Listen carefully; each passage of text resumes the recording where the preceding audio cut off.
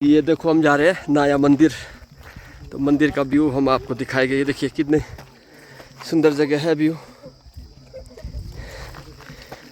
और बादल आप देख सकते हैं सामने।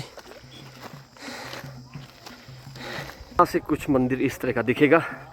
ये देखिए ब्लॉगर आप भी है भाई, आप भी वीडियो बना लो।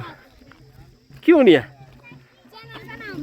नहीं, चैनल फ्रेंड्स क्लब सिलाई, फ्रेंड्स क्लब सिलाई है। हाँ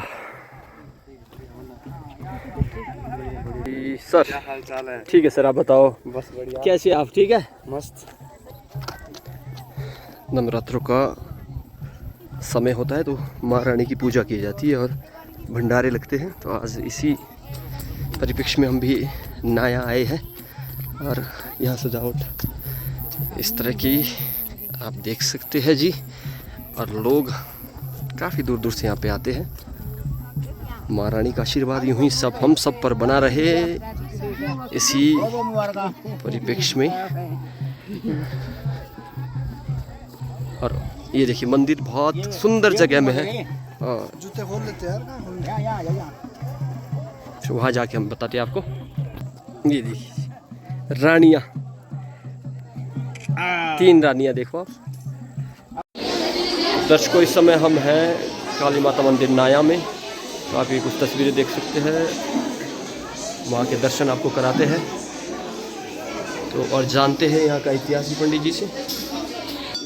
ये माँ रानी सब पर अपनी रक्षा बनाए रखे, जय हो। तो ये हमारे साथ पंडित जी हैं, ये आप देख सकते हैं जी। आज विधि विधान से चल रहा है। पंडित जी, सबसे पहले तो आपका स्वागत है। सबसे पहले अपना परिचय, आपकी किसी परिचय के मोहताज तो नहीं है। कहते हैं पंडित भगवान के समान होते हैं, भगवान के सच्चे संदेश वाहक होते हैं। तो पंडित जी स्वागत है आपका। थोड़ा सा अगर आप इतिहास में जानना चाहता हूँ, इस मंदिर में जिस समय हम यहाँ पे बैठे हैं, इस मंदिर के बारे में थोड़ा सा संक्षिप्त में आप थोड़ा इतिहास अगर बता पाए तो बेहतर रहेगा सर। बिल्कुल जी, बहुत बहुत धन्यवाद सिंटा जी आपका। इस मंदिर का बहुत प्राचीन इतिहास है। इस मंदिर में यहाँ के जो ग्रामीण लोग कहते हैं कि यहाँ पर देवी माता स्वयं भी प्रकट हुई है, मतलब अपने आप प्रकट हुई है। जो आपने अंदर प्रतिमाएं देखी हुई है, चिन्ह देखे हुए, इसमें माता तो प्रकट है ही है, साथ में ब्रह्मा विष्णु और महेश भी तीनों देवता प्रकट है इसमें जी। और बिल्कुल शिला में प्रकट दिखते हैं।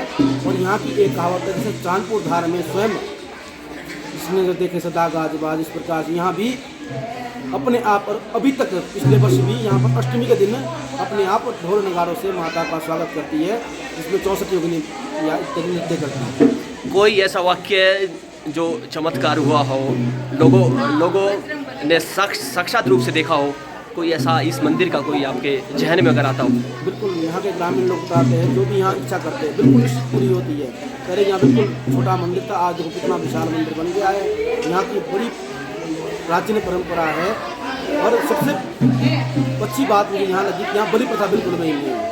हमारे पूरे सिरमौर में या पूरे हिमाचल में कहते हैं कि माता के जितने मंदिर है वहाँ पर बलि प्रथा है। यही एक ऐसा मंदिर है जहाँ पर बलि प्रथा बिल्कुल भी नहीं है। यहाँ की माता बिल्कुल बलि नहीं मांगती है। बिल्कुल ये शास्त्र का वचन है। ये कहते हैं कि यहाँ माता है वो वैष्णव देवी के रूप में विराजमान है, और साथ इनके साथ बजरंग बली जी साथ रहते हैं। आप खड़का गांव के रहने वाले हैं। खड़का गांव एक ऐसा गांव है जिला सिरमौर में जो कि विद्या के लिए जाना जाता है। प्राचीन विद्या खड़का गांव से फलीभूत होती है। इसे अगर प्रभु की काशी कहा जाए तो अतिशोक्ति नहीं होगी। क्या कहेंगे, ये जो अद्वितीय शक्तियाँ हैं आप लोगों को पीढ़ी दर पीढ़ी आ रही है, इसके पीछे का क्या राज है? इसके पीछे कारण भगवती माता ही है जी। हम क्योंकि कहते हैं कि हमारे बुजुर्ग कहते हैं कि, और शास्त्र में लिखा है कि हम जो बाबूच है वो कश्मीर से आए हुए हैं, और कश्मीर कश्यप की भूमि है, इसलिए हमारा गोत्र भी काश्यप है।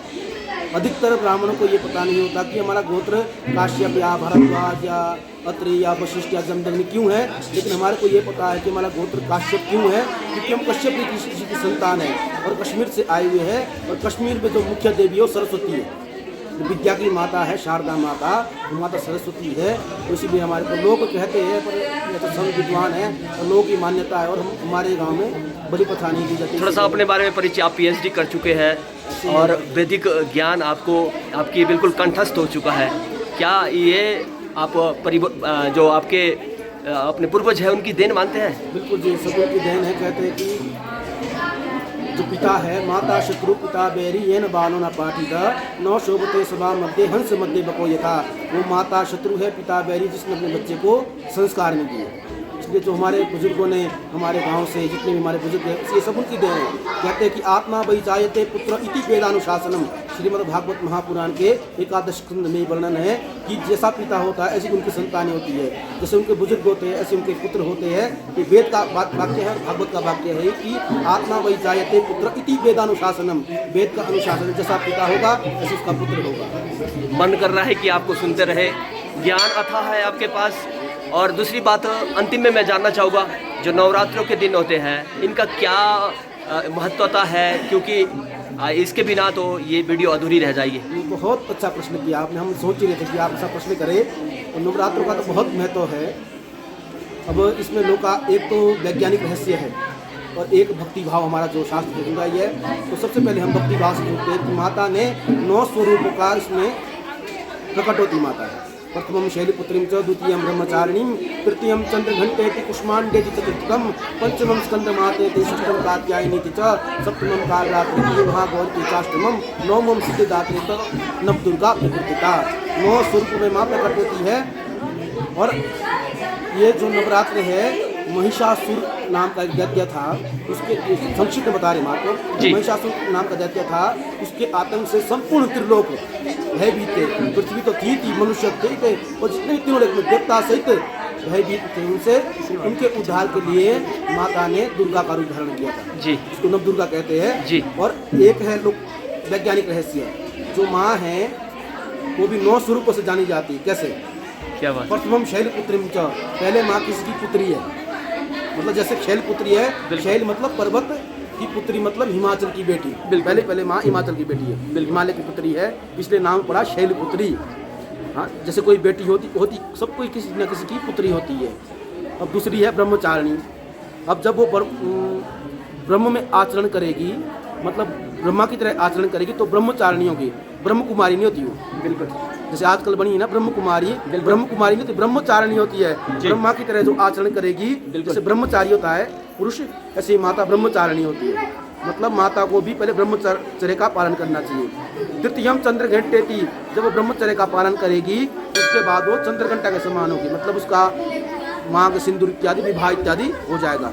और कुष्मांडेति चतुर्थकम, और चौथी फिर कुष्मांड मतलब वो किसी अंडे को जन्म देगी, किसी व्यक्ति को, स्त्री या पुरुष को जन्म देगी। बिल्कुल। पंचमम स्कंद मातेति, और 5वीं माँ फिर माता के स्वरूप में कहलाएगी, जैसे पार्वती माता, स्कंद की माता है ना, वो माता के रूप में कहलाएगी। षष्ठम कात्यायनी, और छठी है कात्यायनी, मतलब उसका पालन पोषण करेगी, उसको ज्ञान देगी। सप्तमम काल रात्रि की, अगर वो ज्ञान नहीं सुनेगा तो फिर उसको डांटेगी भी, मारेगी, मतलब काल रात्रि नाम ही जैसा सुने। महागौरी की अष्टमम, जब डांटेगी तो समझाएगी बेटा ये तेरे ज्ञान के लिए है। बिल्कुल। नवमम सिद्धिदात्री, जो ऐसी माता है वही असली माता कही गई है, उसे जननी कहते हैं ना। सबको जननी नहीं कहा जा रहा शास्त्र में, इसलिए माँ को जननी इसलिए कहते हैं क्योंकि वो जन्म भी देती है और पालती भी है और श्रृंगार भी करती है। जो 3 देवता करते हैं वो माँ के लिए करती है। ये देवी भागवत में का वर्णन है, और देवी भागवत के महात्म्य के पहले श्लोक में वर्णन है कि जिसके लिए ब्रह्मा विष्णु और शंकर अवतार लेते हैं वो माता के लिए काम करती थी। कैसे?